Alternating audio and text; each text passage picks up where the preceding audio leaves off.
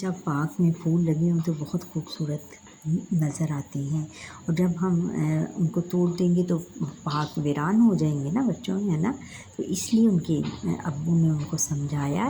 کہ پھول جب باغ میں لگے ہوں تو ان کو توڑنا نہیں چاہیے، اور ہمیں اللہ تعالیٰ دیکھ رہا ہوتا ہے۔ طیب نے کہا تھا نا کہ ہمیں کوئی نہیں دیکھ رہا ہوتا، لیکن وہ کہتے ہیں کہ ہمیں اللہ تعالیٰ ہمیں دیکھ رہا ہوتا ہے، ہم نے غلطی کی لیکن اللہ تعالیٰ ہمیں دیکھ رہا تھا، اور ہمیں آئندہ، پھر انہوں نے کہا، بچوں نے اپنی غلطی مان لی اور انہوں نے کہا کہ ہم آئندہ کبھی ایسا نہیں کریں گے اور اپنے ملک کا خیال رکھیں گے۔ اور پھر انہوں نے کہا کہ ہمیں اچھا شہری بننا چاہیے۔ اچھا شہری، پھر انہوں نے اچھا شہری سے یہ مراد لی کہ اچھا شہری کون ہوتا ہے؟ جو اپنے ملک اور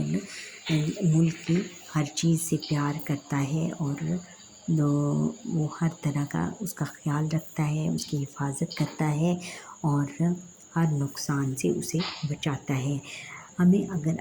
اپنے ملک سے پیار ہے تو ہمیں ہر طرح سے اس کا خیال رکھنا چاہیے، تبھی ہم اچھے شہری بن سکتے ہیں۔ عامر صاحب نے تفصیلی جواب دیا۔ فوزیہ بھی کہنے لگی کہ ہماری استانی نے بھی بالکل ہمیں ایسی باتیں بتائی تھیں کہ ہمیں پھولوں اور پودوں کا بھی دھیان رکھنا چاہیے، اور اپنے گلی محلے کو صاف ستھرا رکھنا چاہیے، اور اس میں کوڑا کرکٹ ادھر ادھر نہیں پھینکنا چاہیے۔ کھلی جگہ اپنے محلے میں کی صفائی کا خیال رکھنا چاہیے، اور جو کوڑا کرکٹ ہے وہ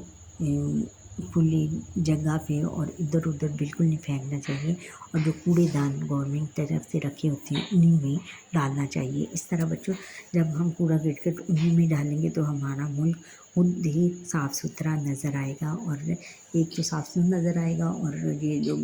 گند کوڑا کرکٹ ہم پھینکتے ہیں ان پہ مکھیاں اور مچھر آ کر بیٹھتے ہیں، اور وہ بھی جا کر پھر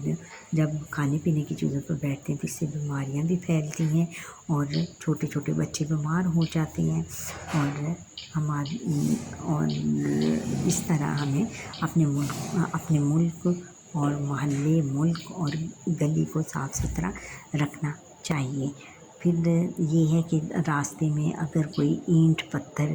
یا کیلے کا چھلکا یا کانٹا کاردار جھاڑیاں نظر آئیں تو ان کو ہٹا دینا چاہیے، کیونکہ چلتے چلتے کسی کا بھی پاؤں اس پہ آ جائے اور پاؤں ان کے زخمی ہو سکتے ہیں، پتھر سے کوئی ٹھوکر لگ کے گر سکتا ہے، اس کو چوٹ لگ سکتی ہے، اور یہ عین حدیث نبوی بھی ہے۔ حضور نبی اکرم صلی اللہ علیہ وسلم بھی اسی طرح ہی کیا کرتے تھے کہ راستے میں کوئی بھی پتھر آتا تھا تو اس کو پتھر یا کانٹا یا کیلے کا چھلکا گرا ہوتا تھا تو اس کو ہٹا دیتے تھے، کہ تاکہ ادھر سے گزرنے والے لوگوں کو آسانی ہو اور وہ آرام سے چل سکیں۔ اچھا بچوں، تو امید ہے کہ آپ کو یہ آج کی باتیں پسند آئی ہوں گی، اور یہیں پہ آپ کا آج کا ہمارا لیسن ختم ہوا۔ مجھے سبسکرائب کریں، لائک کریں اور شیئر کریں، اور بیل آئٹن پر اپنے چھوٹے چھوٹے ہاتھوں کو کلک کریں، کمنٹ سیکشن پر کمنٹس کریں۔ اللہ حافظ۔ اور اگر کوئی بچہ ٹیوشن یا ٹیوٹر